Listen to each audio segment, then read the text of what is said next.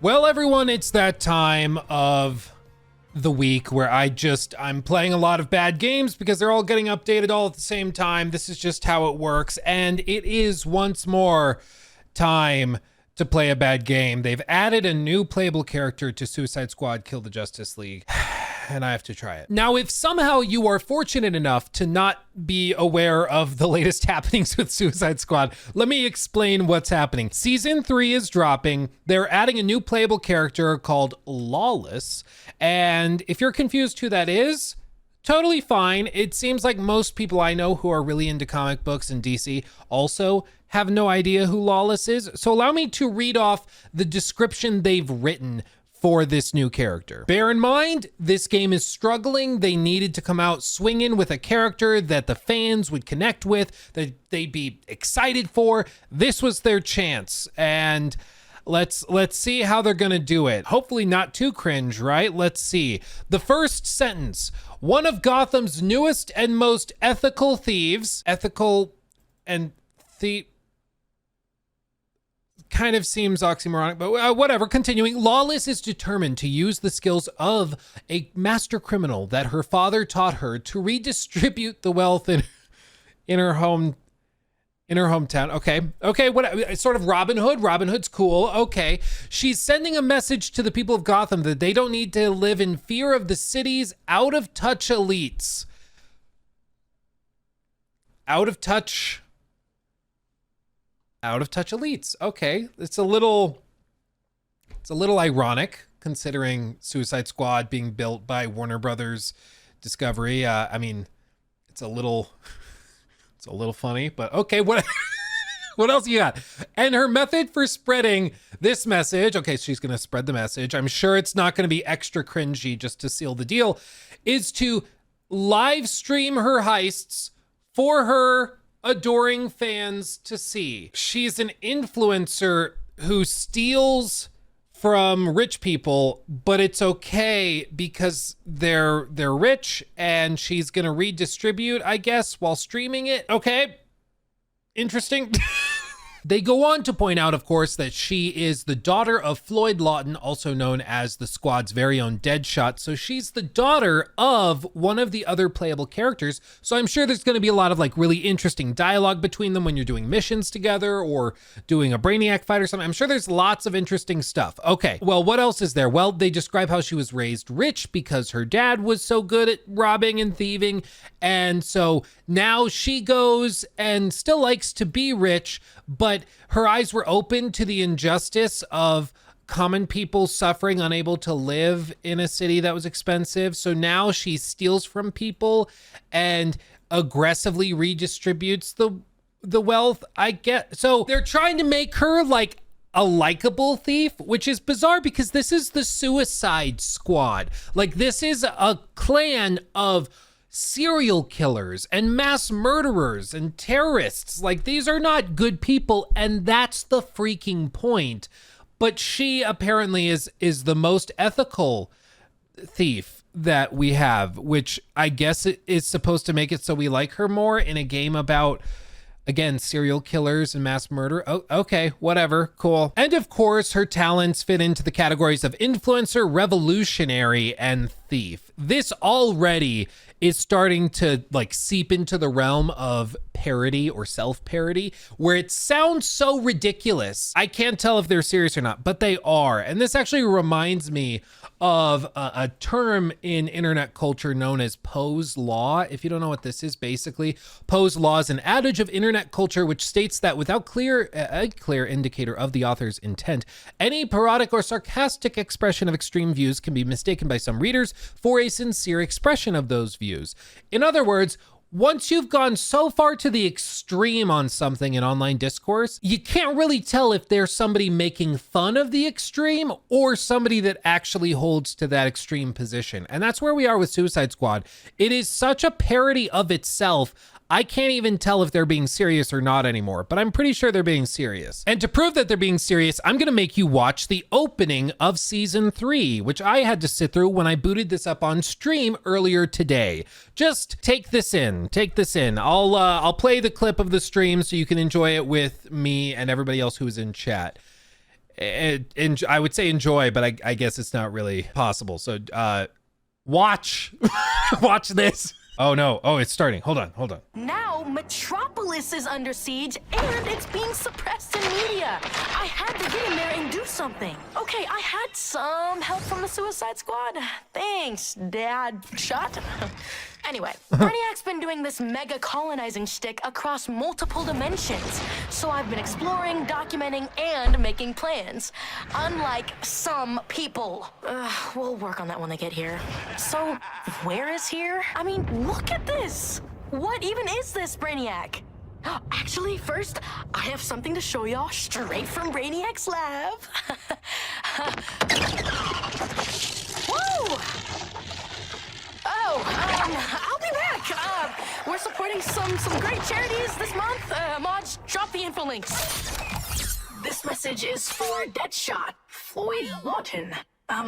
Hey, Dad, it's me, Zoe, which you know, obviously. So I broke a few rules, but I had very valid reasons, okay? I Columbus some cool Catwoman memorabilia, and I found your favorite space cop. If you can be cool about it. Listen, things are spicy and I shouldn't do it alone, so, you know, come pick me up. Wow. Yep, it got worse. It somehow got worse. The Joker, who was also kind of like, the Joker, baby. It wasn't even like a good Joker. At least he was just kind of cringe and like try hard, you know, it's like trying too hard to reinvent the character, but without any substance. So it just was weird and awkward. And then Mrs. Freeze, the second playable character, was also just like, it was kind of a needless gender swap in my opinion. And she didn't really do anything that interesting, but more than anything, she was just boring. It seems like with season 3, they have tried to craft the most annoying person on the planet, and they are totally unaware of how annoying she is, which makes it all the more amazing that this was done. But you know what? Maybe this is all okay. Maybe it's worth it at the end of the day because her interactions with Deadshot are so cool that it's worth having her in the squad. Maybe it gets better is my point. Problem is it doesn't. So one thing you need to understand about Suicide Squad Kill the Justice League is how it's structured with each season. Each season is set up where basically you have to grind through 3 to 10 hours depending on which missions you pick and stuff. And you're just grinding through the same missions you've already done 1,000 times over again, but with the same cast of characters as the last season, because the only way you unlock the new character is by completing the Brainiac fight at the very end of that grind. And once you've unlocked them, then you get access to their exclusive little cutscene, which is usually anywhere from 90 seconds to 3 minutes long. And then you get them in your party and you can play the game with them. It's a little weird to make it so like the whole season is built around having a new playable character, and then you only get them after you've finished all the content in the new season. But you know, they had to try to push you into buying it for $10 somehow. So I guess that's just what they're doing. And I'll show you how she plays in a minute, but I want to keep this chronological because how this works for the average player is that they're going to boot up the game, try season 5, and then they're going to see this cutscene play out, the cartoony one, and then they're going to grind with the same cast they had before, Mrs. Freeze, Joker, Harley, and maybe King Shark. And then they're going to move into the Brainiac fight, which, is there any surprise here? It's a reskin. This here is from Ben Gunn, who's doing the Dark Lord's work by clipping this and uploading it for everybody. And you can see it's just, once again, another fight against Brainiac in the same arena, just reskinned with a couple of different little variations since it's Green Lantern. But again, it's just another reskin. Like, they are scraping the absolute bottom of the barrel for this, and it's honestly kind of sad. Like, at this point, it's starting to get to the point where it's not even funny bad anymore. It's just starting to get sad. And, you know, I normally wouldn't just cover a game that creeps into that sad category because it doesn't make us laugh. Part of the reason, though, that I like covering Suicide Squad Kill the Justice League Season 3, however, is because this is so bad, it's funny. It's like insulting how bad it is, and its failure is something that I think we all should celebrate because it is so cringe. The thing you're working for past this fight is so cringe, you won't believe it's real. And if you doubt me, let me just show you the final cutscene because it is unbelievable. It's crazy that anybody in this company of hundreds of people thought that gamers would like this, or at the very least not get super upset about how stupid it is. Just let's watch the video together and try to not facepalm ourselves to death. Once again, this is courtesy of Ben Gunn, who is again doing the Dark Lord's work. I could not grind for this cutscene. I would be livid if I did. But here we go. Let's just look at it and try to watch it. If you have oven mitts or pillows, or perhaps you can sit on your hands, or you have like a roommate or a spouse who can just like tie you up so that you don't hurt yourself with the cringe, do that in preparation of this. Pause the video. It'll be okay. But we need to watch this to understand just how out of touch Rocksteady was leading into this season and the launch of Suicide Squad. What we're about to watch, they actually thought was good. It's going to be hard to believe, but let's just do this together, okay? We're going to be okay. Listen, we go in there. We tell Waller we're not letting her do that to any kid. To be clear, this is after you defeat Brainiac and you basically save Lawless from his grasp. So now Lawless can join the party, and this is how every character introduction works in Suicide Squad, Kill the Justice League. Once you've unlocked them, you get a cutscene that plays out that introduces them, blah, blah, blah. So that's where we are. This is like your first real introduction outside of that cartoon intro to Lawless as a character. Here we go. Any more kids? Welcome to Task Force X. Zoe Lawton. Ugh, here we go. This is low. Even for you, Waller. Hello? I'm right here? Ugh, that is so like you to go right past me. I haven't asked anyone to do anything I wouldn't do myself in this situation. I certainly haven't compromised my morals. Maybe you're just projecting. Zoe Oh, got him. Sit down, stupid man. is 13 years old. You can't just... Dad! I'm 18. 18. This is my choice, okay? I'm doing what feels right, which I thought you'd be all about. And I definitely do know what I'm getting into, okay? Yeah, girl. Don't let your dad tell you what to do. Slay. I think that's what they thought we would be doing.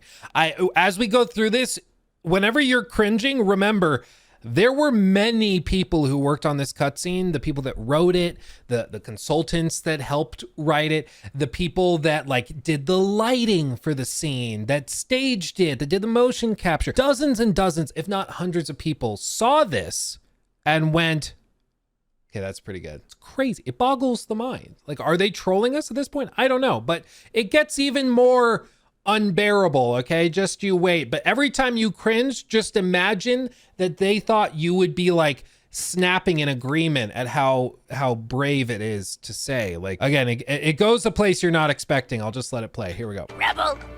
Your dad's right. You can't go making life-altering decisions like that. I didn't listen to my old man. You want to end up like me? Fair advice. Have you ever even seen the bomb in your heads? Because I've gone over full schematics, and according to my information, y'all are the ones who let a shady government agency strip you entirely of your rights. You let them inject you with a thing you didn't understand. Like, at all. See what I mean? Like, it goes into like a weird anti-V space A space X realm, and I don't know why. Like, it comes out of nowhere. She's like, you let the government inject you with something you didn't even understand, like, at all. Like, what is happening?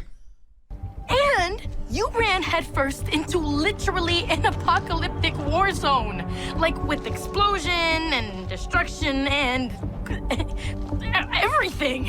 I swear to God, the people that wrote this cutscene didn't play the first hour of the game, don't know how it was set up, because the Suicide Squad was compelled to do all of this. They were kind of forced into it. They didn't have a whole choice. That's kind of the whole point of Commander Waller doing all of this, putting the bombs in their necks at the base of their skulls. They were kind of forced into this. The squad doesn't really say anything in protestation. They just kind of nod like, yeah, preach.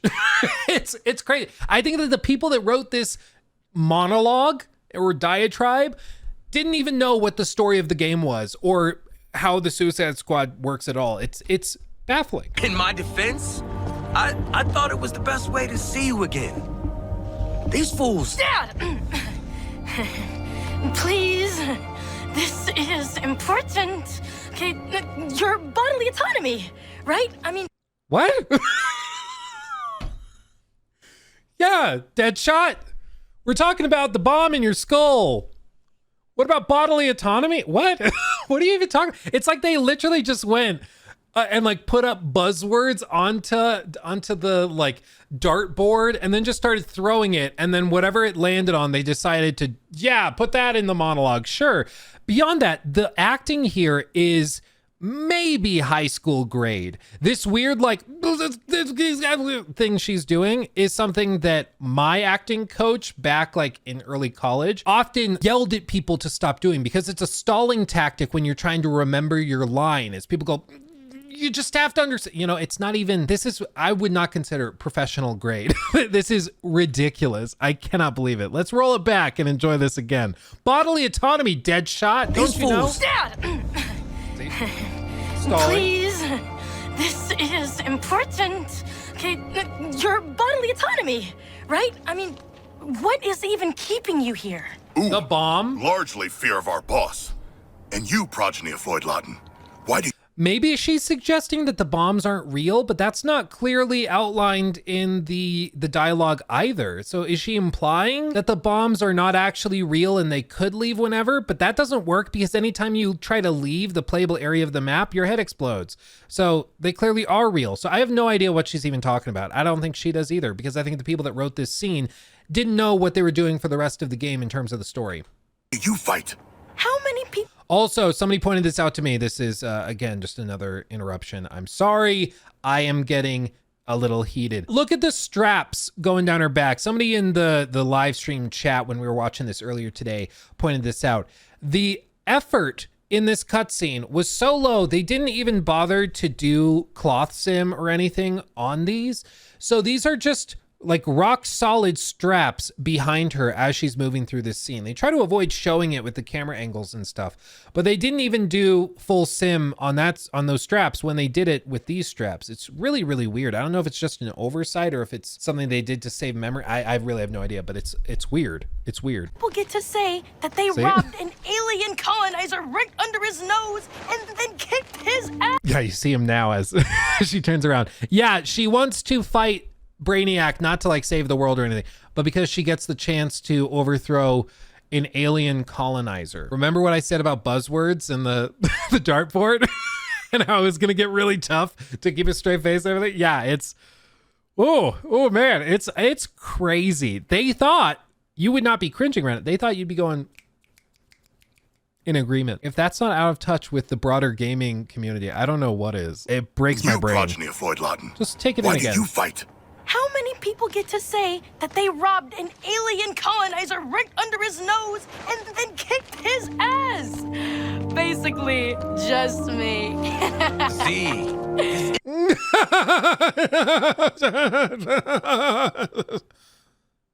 What are you even doing? Shut up. Nobody's agreeing. Basically, Nobody's laughing. just me.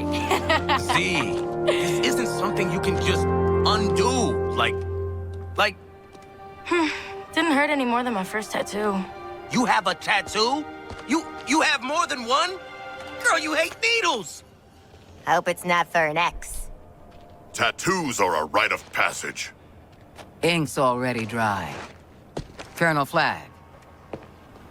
What's the Wi-Fi password? General Boy Scout? I don't know. It's like the people that wrote this thought she'd come off as cool, not as an obnoxious, like spoiled brat who is possibly the most annoying person on the face of this planet. At least Mrs. Freeze was motivated by like trying to save her wife or whatever. And then the Joker is just kind of cringe and weird, but he's there and his movement's fun. With Lawless, I guess her name is, this is like they were trying to create a character that would tick off gamers and gamers would find annoying and abrasive. I am honestly at a loss for words. It is so out of touch. Either, as far as I can tell, they did not think gamers would be upset by this, or they thought that gamers would actually really like her as a character and would be like, oh, she really is just giving it to her dad. Yeah, he doesn't like her getting a tattoo. That's because he's just stupid. Stupid dads. We don't have daddy issues. It's fine. Shut up. Or perhaps worse, they thought that gamers wouldn't like it. They knew they wouldn't like it, and they didn't care. Because it's not about what you like, it's what you need. You needed to hear Lawless preach this weird stuff about bodily autonomy and potentially weird things about not wanting to let the government inject you with stuff or something about the bombs in their heads. I don't even know what she's talking about half the time because it doesn't make any sense. And they thought that you'd be like upset by it, but it's good. Because you need to see what she has to say, and she's such a badass. It's so weird. It's so weird and so cringe. And both options are not great because either they don't care what you think and they just need you to suck it up and play the game, and they felt that entitled to $70 that you're just going to suck it up and play it and sit down, Mr. Gamer. Or they were so out of touch they thought that you actually would like this and wouldn't find it as the most cringy thing you've ever heard in your life. Either way, they kind of deserve the failure, don't they? Like, either way, I don't feel bad about making fun of this because this is so out of touch, it's unbelievable. But you know what? If she plays well, does that change anything? If she plays really, really well, maybe you can look past that cutscene. Is there unique dialogue with her and her dad? Are there the opportunities to like talk with him and maybe sort through some of the like obvious trauma of her father leaving and going to prison when she was still young? Nope. When you're running around doing missions together, there's no dialogue. There's nothing said between them. You just kind of do your own thing and ignore each other. It's really weird and awkward, just like Harley and never really acknowledging each other. They just smile and nod, go about their business. It's really odd. So there's nothing narratively there to enjoy. And in terms of actual gameplay, she uses anti-gravity stuff that she stole from Brainiac. And it basically just causes her to float like this for her movement, which I just don't find that interesting or compelling. I think the reason that she's set up this way is because she is like the sniper class. Well, she's meant to mainly use sniping as her ability. So maybe their goal was to basically do this thing where you're falling forward for your special movement, but you can pause and hover to snipe. And maybe that's what justifies it being floaty like this. I don't know. But it just doesn't feel that good. It's not that interesting to see in motion. And even beyond that, her season is not marked by anything specific to her. The Joker season, all of Metropolis was redecorated, or at least major areas of it were redecorated to be themed around presents and the Joker's overall vibe of being goofy and silly with balloons everywhere and stuff like that, as you would expect. And then for Mrs. Freeze's season, there were many different things decorated around snow, for example, and ice, which of course makes sense. But for Lawless's season, they couldn't come up with anything to do, so they themed the whole season around Catwoman, which is why there's random little tidbits of like the Arkham games here, like the clock tower, but it's literally just plopped in here. Like there's nothing here except for some lava that if you touch, you just go to a black screen. Like, look at this. And then you load somewhere else downed. It's really, really weird. And like they've so clearly run out of ideas. They had no idea what else to do.